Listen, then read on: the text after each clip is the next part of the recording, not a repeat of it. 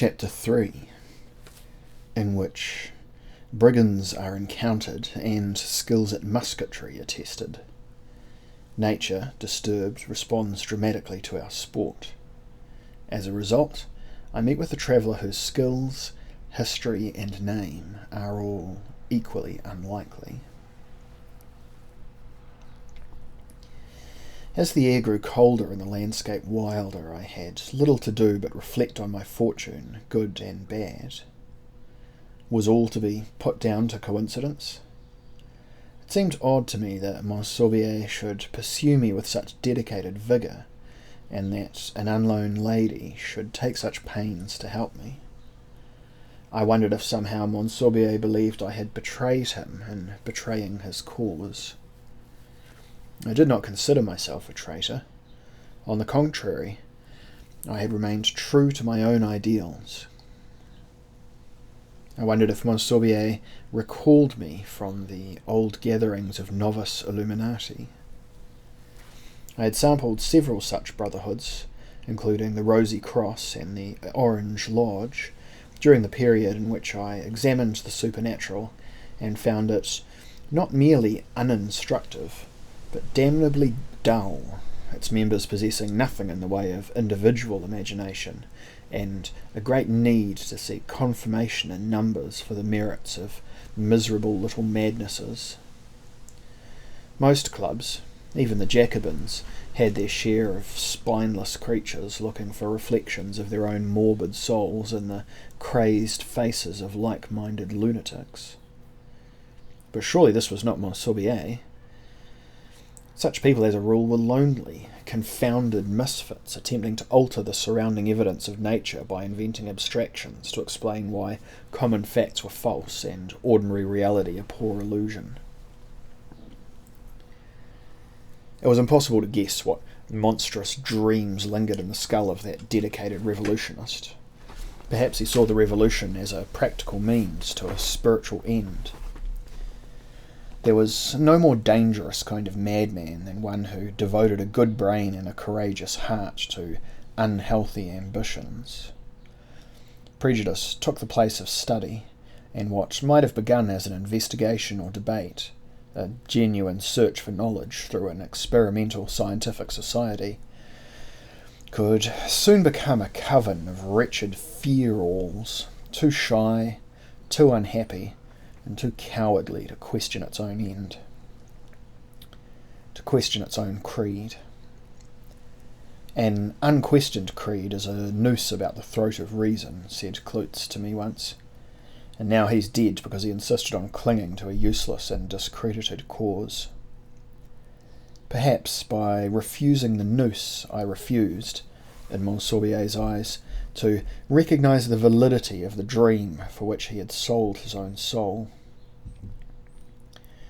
My horse climbed through massive corridors of pine and monstrous snow-clad rocks, through gorges winding between sheer cliffs, and sometimes I heard the hardened snow overhead creak and shift, threatening to fall and engulf me.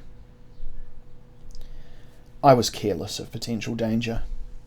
Increasingly, Monsieur was forgotten, and I thought only of Libussa, Duchess of Crete. Her name was unusual, while her title had the ring of something notional, such as the Pope or the Holy Roman Empire were used to dispensing. Crete itself, I was fairly certain, lay now under the domination of the Ottomans. Yet the title could be rightfully inherited, for certain families, particularly those with roots in the Balkan kingdoms, went back to the time before Christ, when their ancestors had been lords of half-barbaric tribes, the priests of dark and loveless religions. The blood of those forgotten and mysterious civilizations which had risen and fallen in the years preceding and during the age of the Egyptian Empire, that would explain, I thought, any gift for second sight she might possess. Because of the might of nature all around me, the solitariness of my situation, my mind grew fanciful, and I was forced to take control of myself and remember the realities which presently affected me. Yet this exercise proved harder than the reader might suppose. For some great while, as the road had wound into wooded hills, I had been unconscious of the wildness of the weather, since the unsettled gathering of clouds mirrored so accurately the tumult within me. That mighty and unruly tide of emotions which, conflicting, drowned all logic with their din and offered to recreate me as a creature daemonically possessed. By the time the sky had darkened so as to seem almost nocturnal and the sleet transformed into whistling snow, making me blind even while I remained uncaring of my chilly bones, I was hard-pressed to keep my horse moving forward, let alone able to mark the way.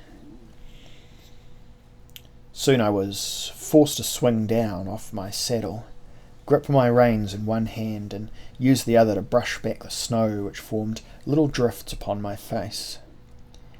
Keeping thus to the Lausanne trail by instinct rather than observation, I pressed on.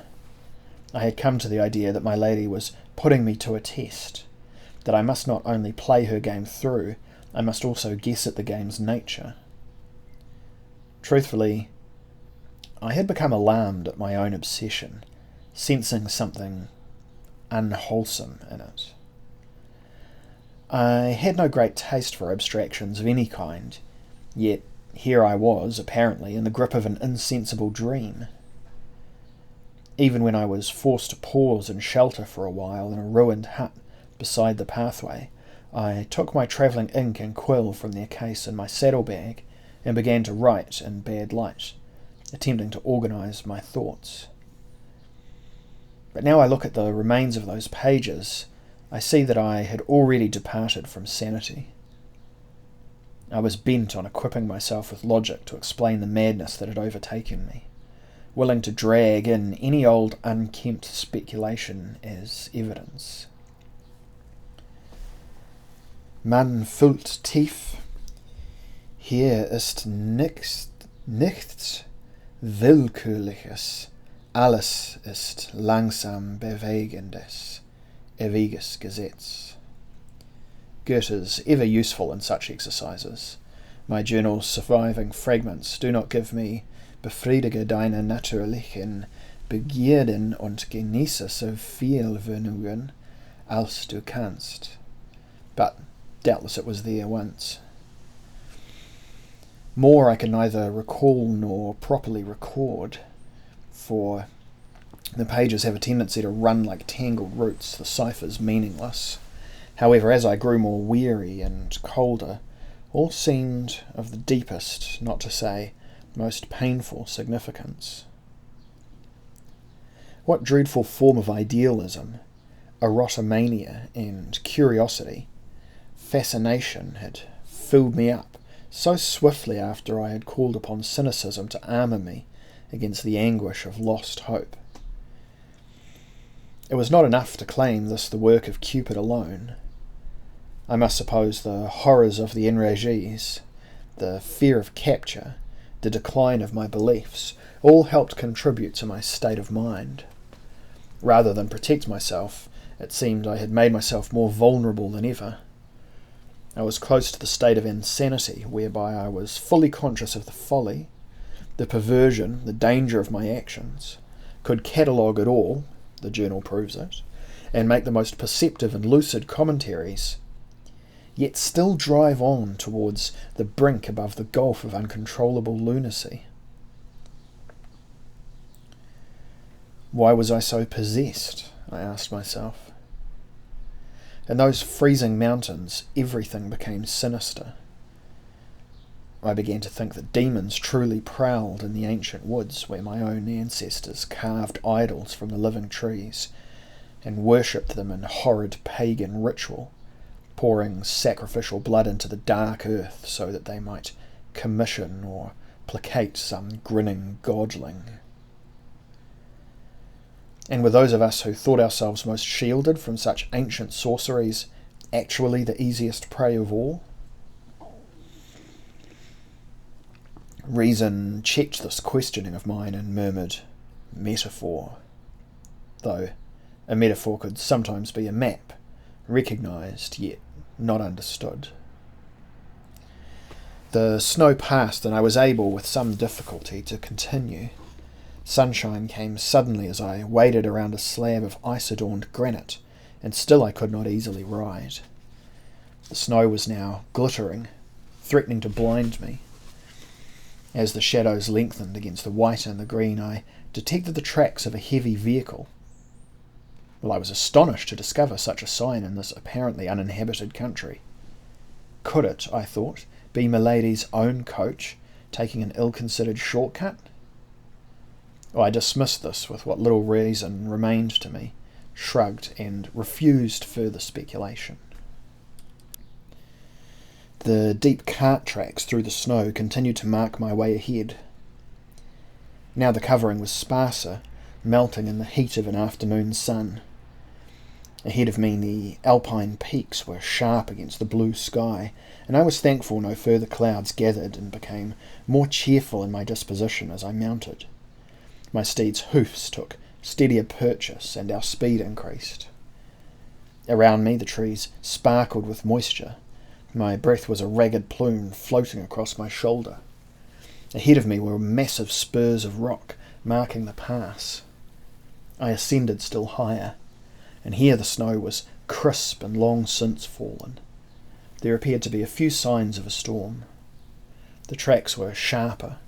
I detected only 2 horses and possibly 1 driver, for there were signs where a man had climbed down in order to coax the beasts upwards.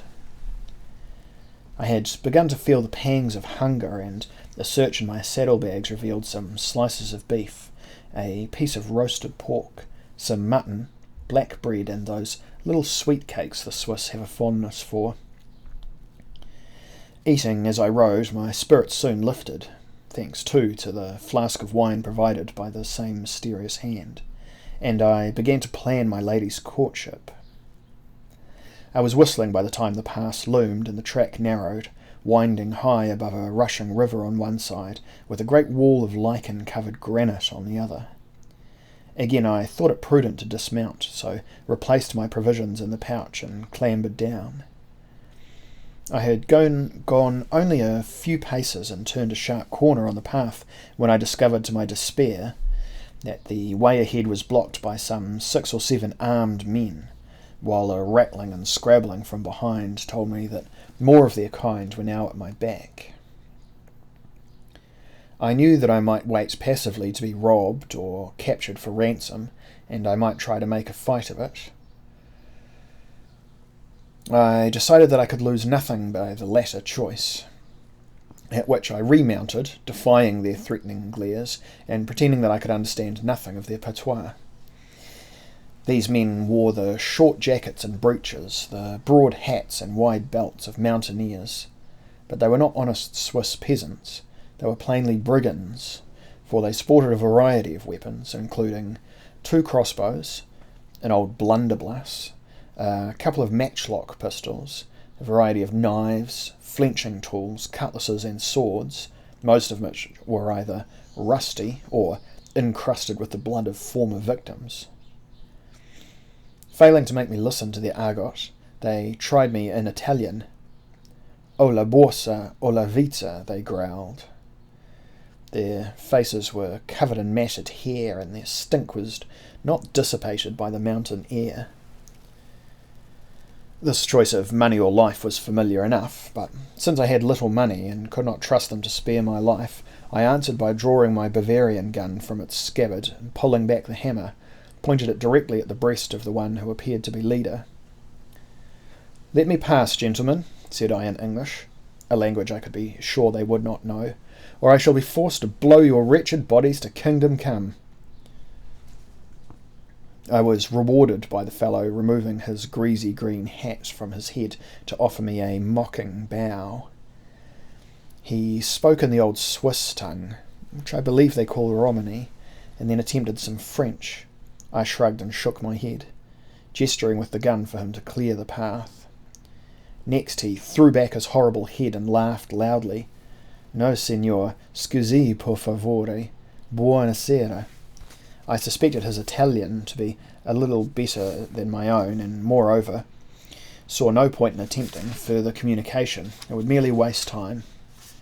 Again I gestured with the gun, conscious of feet creeping slowly up behind me. This caused me to tuck the gun against my ribs and withdraw one of my pistols, aiming it back over my shoulder, an action which stopped their shuffling. We now appeared to have reached some form of stalemate. I could only rely upon their cowardice, and there was every chance, though they be uncouth, godless murderers to a man, they were not short of courage. I urged my horse a pace or two further. At this the crossbow bolt hummed and crashed into the rock just above my head. Another, made inaccurate, I would guess, by the warping of the stock, whistled past my left leg and killed a brigand who cursed, cried out, lost his footing, and went hurtling towards the river far below. I seized my moment, discharging the Bavarian gun so that it roared loud enough to wake all the world's corpses and driving a bloody hole through the leader's chest. I rode at them, brandishing the pistol, using the gun to club them away from me, while more powder flared and shots went off right and left. I thought we should all be dragged down to the river, for my horse was having difficulty keeping her balance. And then we were through. They still ran at my heels, however, yelling for revenge, pelting me with knives, stones, and useless firearms, lusting for my blood like hungered wolves, and it was 1/4 of an hour before I could put a little distance between us and ride out onto the open ground while dusk rose up to engulf all. The mare's hoofs sent a dry powder of snow into the air with every beat, but we were galloping now, and the brigands were soon lost, screaming their disappointment and hatred among the pines. Eventually I slowed to a walk. It was growing darker by the moment. Rooks croaked and shouted, wheeling overhead. The walls of their rocky colonies echoed to their harsh cries, but the air smelled of clean conifers. The threat of murder was past, and I knew I must be halfway to Lausanne, less than another day's ride before I should again see my lady. Within the hour I was readying myself to make camp for the night, not daring any further to risk the winding narrows, deep chasms, and lively rivers where everywhere foamed, rushing to feed the greater torrent lying at the valley's floor. Sunset coloured the snow a rosy pink, and I paused to wonder at nature's marvellous creation, the dramatic wildness of those mountains. Then a white hare ran suddenly across the drift of snow above me. I thought I was to be thwarted of a tasty dinner, for I had not yet had time to reload my Bavarian gun. Nonetheless, I tried my last pistol, letting off a ball at the hare as she dashed for cover in a clump of rowans. The shot sent echo upon echo through the distant valleys, and when it had died, so had the hare. It was almost dark. I would have to play the part of a game dog next, sniffing out my prize. As I plodded through the snow and spied the dead animal, a splash of bright blood on its right side, just below the shoulder, I became aware of a muffled, distant, rushing noise which I could not identify. It sounded rather like a rising wind or a river in flood. Then, as I picked up the limp body of Mademoiselle Scarum, the noise was suddenly over. I returned to where I planned to make camp and lit the pinecone fire, quickly skinning and cleaning my hair, and wishing I had some means of preserving her lovely fleece. Her flesh, when cooked, was sweet and tender. There fell upon the night a silence, a tranquillity I had not experienced so profoundly for many a year. In the sheer blackness overhead the stars were prominent, glittering and twinkling, with each astral configuration clearly defined. I entered my little tent yawning deeply, felt tiredness come to me and welcomed it as a friend. Then I was immediately asleep. Next morning, with dawn shining through the walls of the canvas room, I woke instantly, cheerfully certain that this day I should be reunited with my Duchess. I rose, breakfasted on the remains of last night's feast, watered, fed and saddled my horse, cleaned myself as best I could, and was ready to continue. By evening, if not sooner, I should be riding through the streets of Lausanne with plenty of time to visit my friend, receive some money, and then, if Monsieur had gone, as I was sure it would be so, make a properly civil call upon my lady, to discover, I hoped, why she had decided to help me, and to find out, if I could, what service she required of me in return. I was whistling as I mounted my mare. It even seemed to me that there was a trace in the air of spring's imminence. This gaiety, appreciated with every forward step, and nature, in all her aspects, offered proof of my optimism. I had not enjoyed such a feeling of health and light spirits since before the Revolution. For about an hour my mood persisted, until I turned a sharp bend in the serpentine track, and my heart sank all of a sudden as I at once perceived what had created last night's great rushing noise. It had surely been my own shot disturbing the snow above the pass, and so starting the avalanche which this morning completely blocked it. Snow, boulders, even a small tree or two rose high above me. I opened my mouth and uttered my despair aloud, careless that another traveller was already present. He was sitting in some dejection upon the thick wooden tongue of a large covered wagon, the sort generally used by itinerants, tinkers, gypsies, or strolling players. That he was no common knife and organ grinder was plain. He wore a long ermine coat, not unlike the hares I'd killed last night, a fur, 3-eared cap to match, and his hands were buried in a muff, also of white fur. When he saw me, his glance went immediately to my holstered gun, yet without anger or malice he removed one slender hand to salute me. "Well, my noble forester, I hope your aim was successful last night and you ate well. Why are you wailing? Do you think fate brought our mountain down?" He spoke French sardonically in an accent I could not place. "We cannot go on?" I was stupefied. "The chances of this wall of debris being cleared within a month are slight, I'll grant, though 'tis hard to judge the extent of it. Could be there's nothing for us to do, however, nothing to eat, nothing to pass the time until spring." He added amiably, "Perhaps you could try to accept your destiny cheerfully, since doubtless your shot was the cause of all of this." I studied the massive heap. I was sure the man in ermine was right, and that my road was completely impassable. Carefully I reined in and dismounted, my passions in tight check. The man on the wagon tongue had the style of a gentleman, tall, thin, exquisite. He looked up again at me and smiled with red, sensual lips which turned at the corners in an expression of permanent irony. "Well, sir?" "I regret I've inconvenienced you, sir, by my folly," said I. "'Tis some while since I hunted in mountains, and being famished, having come recently out of combat with brigands, I did not think clearly. Pray forgive me. I am Manfred Ritter von Beck, and need not tell you I am at your service. Could one man on horse try to ride over and fetch help?" "Aye," said the tall man, "he could try, but I believe it would be quicker to fly." He laughed. His German was as excellent as his French, but his accent remained a mystery. As he rose, dusting snow from knees and bottom, I walked towards him. His van's 2 mules seemed at ease with their lot, and content to nuzzle through snow to find grass on the fringes of that high gorge. I shook hands. "I'm Orky of Lochorky, sir," he told me, "christened Colin James Charles." The man was a North Briton. I had never heard his breed speak such good vernacular German. I took him for one of those soldiers of fortune originally attracted to Frederick's Prussian colour guard. Since Prussia now fought revolutionary France, perhaps he had left his master's employ, having, like many others, no wish to join in an assault upon the young republic.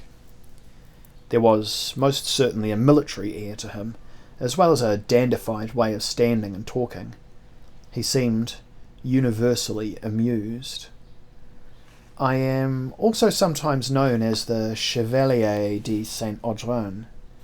I should add, since I could so easily give an erroneous impression, I'm lured in name only.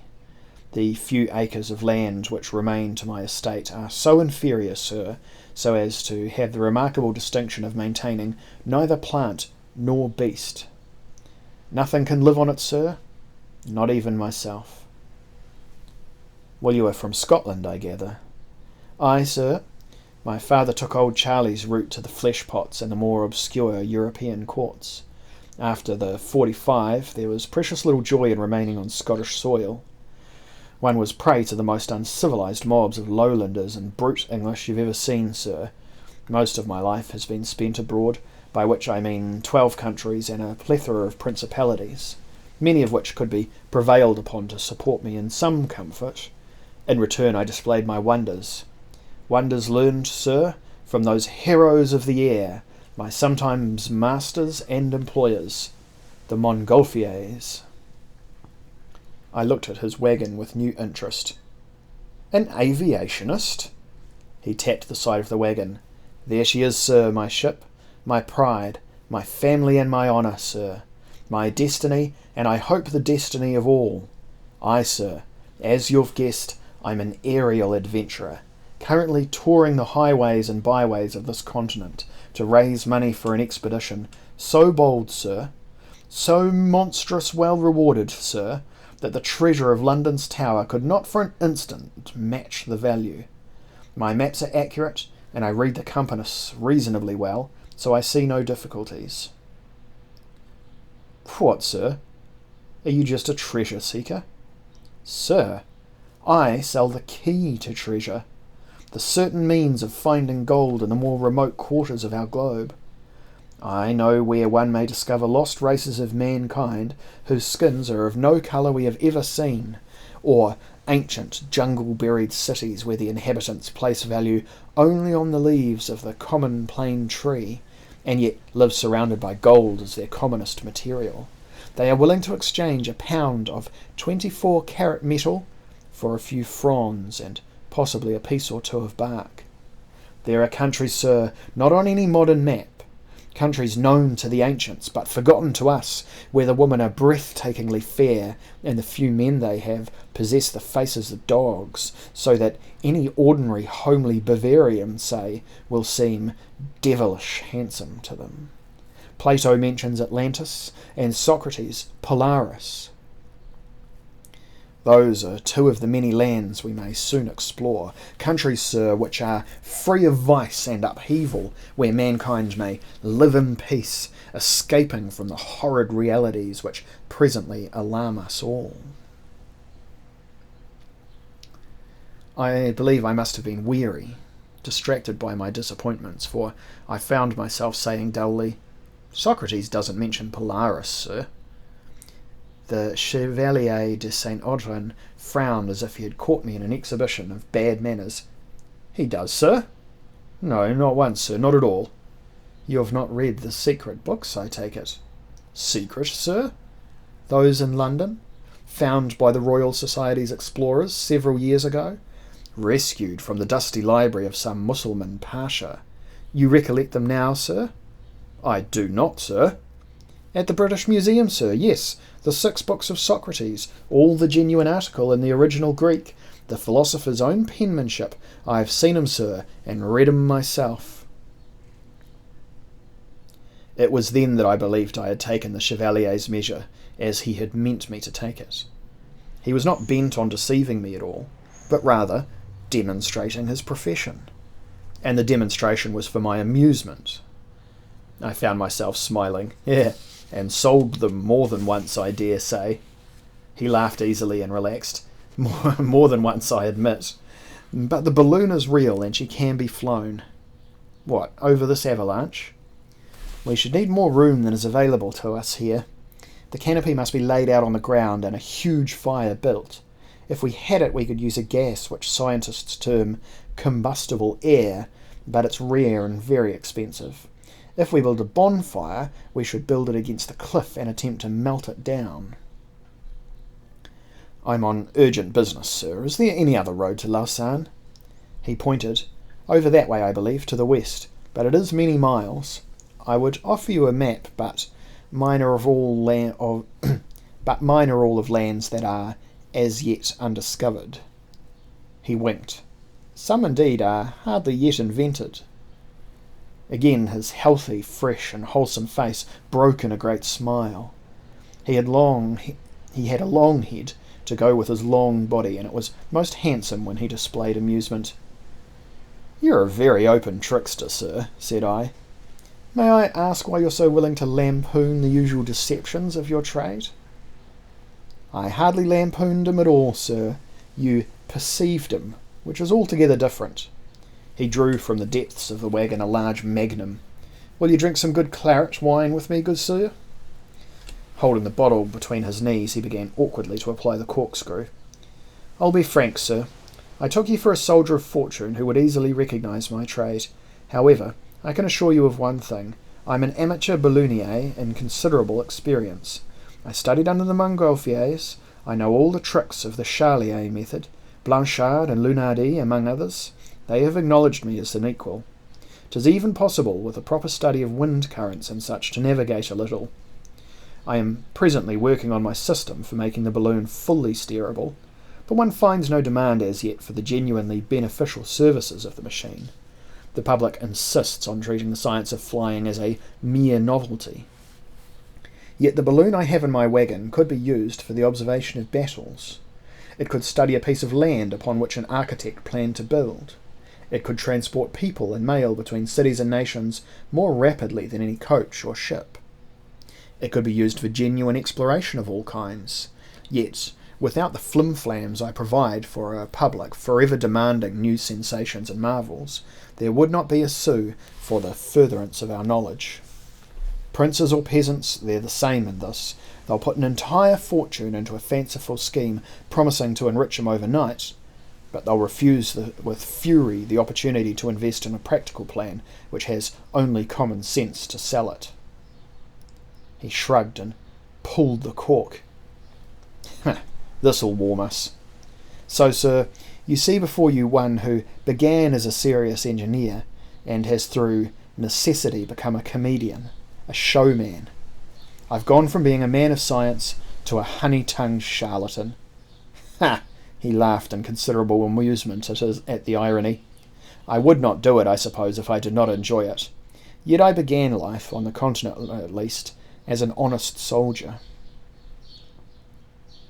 I found his company stimulating, and it helped take my mind off the miserable knowledge that by my own folly I had created a massive wall between myself and the object of my desire.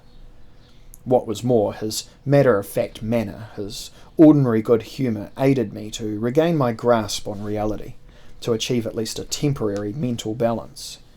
He was a stylish, charming rogue, able to amuse me even as part of my soul wailed in frustration, impulsively urging me to dash into the drift and with bare hands tear a tunnel through it. As my attention wavered off after that wild goose, I reminded myself of my good manners and reflected that the Chevalier de Saint-Audran had, after all, taken my responsibility for this disaster in excellent part. There was no saying how badly I had inconvenienced him, yet he had not uttered a single word of complaint.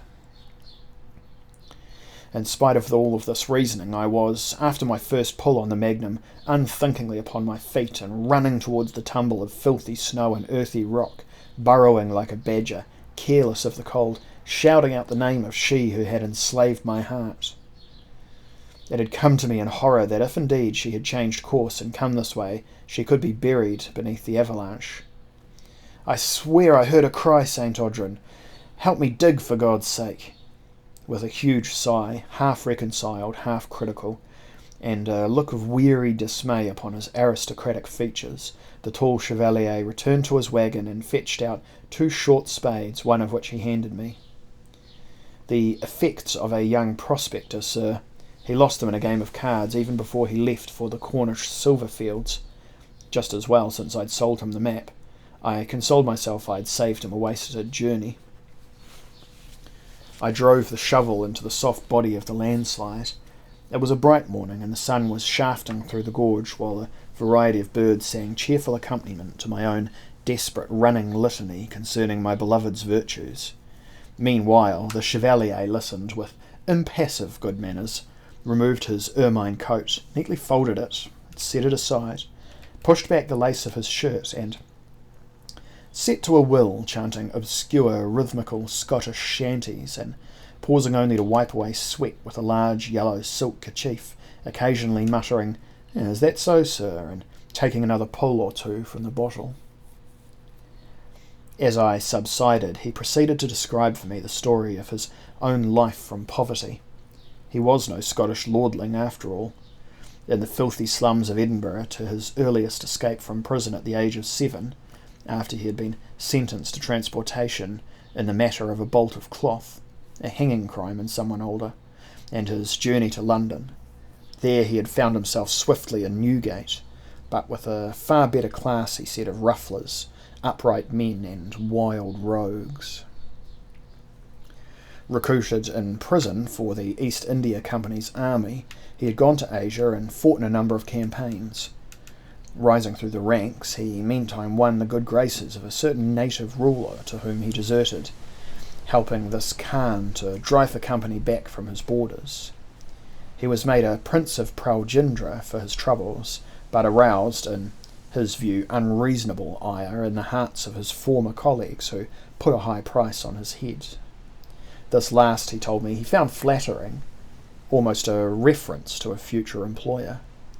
Crossing through Afghanistan, trading various commodities, he eventually reached Russia in time to enlist with that nation's army and destroy a variety of Cossack rebellions in the Don and Dnieper regions, also making expeditions into Georgia and, as a freebooter, even into Turkey, where he had helped arm and prepare Christian Armenians against their Ottoman masters, in the hope this would provide Muscovy with sufficient excuse to declare war upon the Turks and annex as much of the Mussulman Empire as possible in the name of a high crusade. The bottle was drained by the time he got to Turkey, and I was now fairly certain my love did not lie crushed beneath the landslide, so gave him increased attention. There was my peer indeed. I felt as though I had found a true brother. The Mussulman sultans, he said, were familiar with this manoeuvre and countered it simply by setting fire to 6 entire Armenian towns one night and burning the communities in their beds. He knew St. Petersburg well and Moscow better than I, though he had never been so close to the court. We compared memories here and there, and he was overjoyed to learn of my time in Tartary. But I pressed him to continue. After a spell in Klinsky's 11th Light Infantry as a major, I was taken up by the Duc de Mossay, who was part of a French diplomatic mission to Muscovy, and I returned with that gentleman to France, where I became a darling of the salons. He found ways, he said, of laying the foundations of a fortune which he eventually spent in a couple of months, though not before being asked to suggest a new financial policy for the nation herself. The Froggies seemed to conclude that I was a financial wizard, since I had a fair idea how to balance a set of books and a decent instinct for buying and selling investment bonds. You'll recall they were by that time in the habit of stopping any passing stranger on the street and begging him to become the Minister of France. Minister of Finance. This period lasted only a few months before he found himself in the service of the Duchy of Luxembourg as an administrator organising the military college. He had been given his title in that country, choosing for himself the name of an obscure saint. He was, I believe, St. Patrick's charioteer from the misty Isle of Man. It was perfectly genuine, he assured me, and had been bestowed for his many favours to the state. Indeed, he was a naturalised citizen of Luxembourg.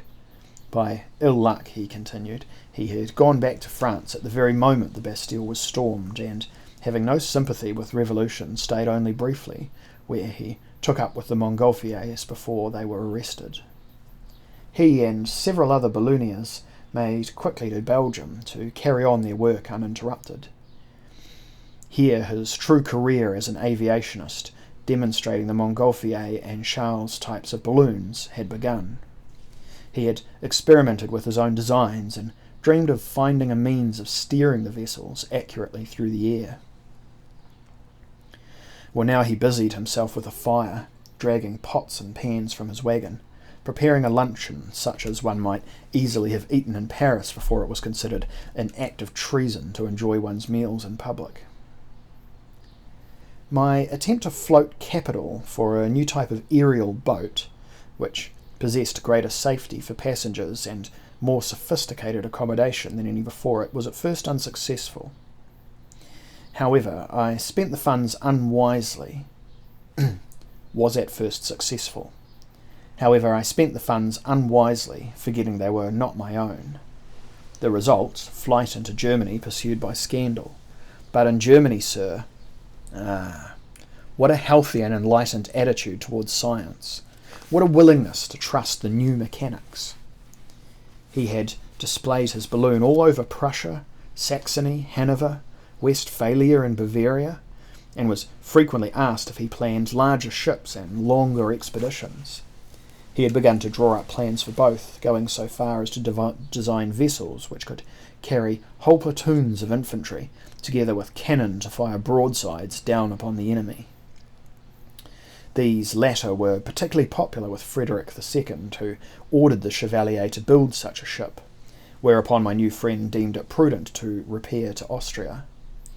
In Vienna and Prague he attempted to sell the plans of his fanciful airships, together with maps and images of hitherto undiscovered lands. But such trade, he told me, though safe, was petty. He had a far more interesting scheme, which he hoped to launch in Nuremberg, whose populace, he had heard, was more open-minded than elsewhere. At the mention of Nuremberg I became alert, wondering at the coincidence. St. Audrin's destination was identical to mine. However, I was not fool enough to trust him with every confidence. I said nothing of this to him. Seeing that I had grown more relaxed with the wine, he ventured to ask me of a personal question. The name von Beck, he said, was familiar to him. Was I related, perhaps, to the famous general in old Fritz's army? I informed him that mine was a very respectable Saxon family. Members of our clan were inclined to worthy, frequently obscure, public office.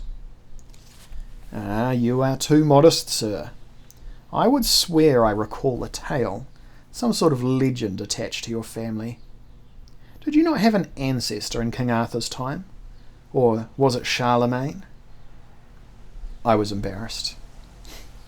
"Ah, sir, you speak of the Grail tales.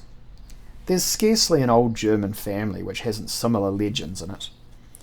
I remembered the misery as a boy of being nicknamed Sir Parsifal and constantly asked where I was hiding Christ's blood. We certainly don't credit them." St. Audrin was grinning with delight, however. He snapped his fingers. "I once had a taste for such stuff. Your great-grandfather, or possibly your great-great, was himself the subject of his own romance. Was he not the knight in the story who went down to hell to wage war against Satan, who used magical charts to find an entrance into a new world and there discover the Grail?" "The villain who published that tale was taken to law by my grandfather, sir. The book was destroyed by order of the Emperor himself." Yet copies do exist. The story's a favourite in Saxony." "Sir," said I, leaning on my shovel, "I've no wish to discuss that vulgar tale." St. Audrin acknowledged my discomfort and began digging again. Perhaps the conversation, or at least the nature of it, had worked some magic upon us, however, for as the Chevalier began to go into the details regarding the good sense of opening a pork shop in a street already full of butchers, we found the landslide was not nearly as bad as it had seemed. Suddenly we were looking upon the trail beyond it. Part of the track had gone down with the fall, but there was enough remaining to allow the wagon to pass if we dug a little to one side. Moreover, of course, no other carriage had been buried. We had been at work for some 7 hours, but only now noticed our fatigue. The Chevalier put down his shovel to look back at the channel we had dug. He was proud of it, By God, sir, I am proved a demmed pessimist. His face glowing, he shook my hand. Shall you immediately be on your way, or will you celebrate with another bottle and the remains of our lunch? I have a mind to discuss a business partnership with you.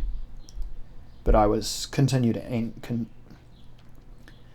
anxious to continue my journey. Only politeness made me pause, offering to help clear the way for his wagon. He shook his head with a grin. I can do that in my own time, sir, for I'm in no great hurry, and I will camp here a further night. As we stumbled back towards his wagon, I bluntly wondered why, with all his accomplishments, the Chevalier was not again wealthy. He laughed loudly at this. He thought his own restlessness was to blame. I'm easily bored. Taking the odd risk, throwing myself, as it were, into the arms of fate, maintains my interest in life. Well, sir, I'll not delay you, but should we meet again, I'll put that proposal to you. I went immediately to my horse. I shall look forward to it, Monsieur le Chevalier, when my circumstances permit.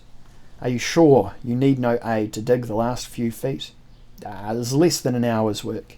He stood up in his shirtlessness, smiling up at me as I mounted. I leaned down to shake him once more by the hand. I am certain our paths shall cross again in time, sir, said I. Well, should you journey to Waldenstein? Waldenstein? No doubt you shall find me in Nuremberg, said the Chevalier. I always lodge, as a rule, at the Martyred Priest in Mladotta Square. I know the inn and the keeper very well, sir. I thank you most truly for the pleasure of your company and your aid. I left him in an attitude of complete weariness, collapsing back onto the wagon tongue in the position he had assumed when I had first encountered him. Yet there was a smile on his face, and he seemed greatly satisfied with the day's adventure.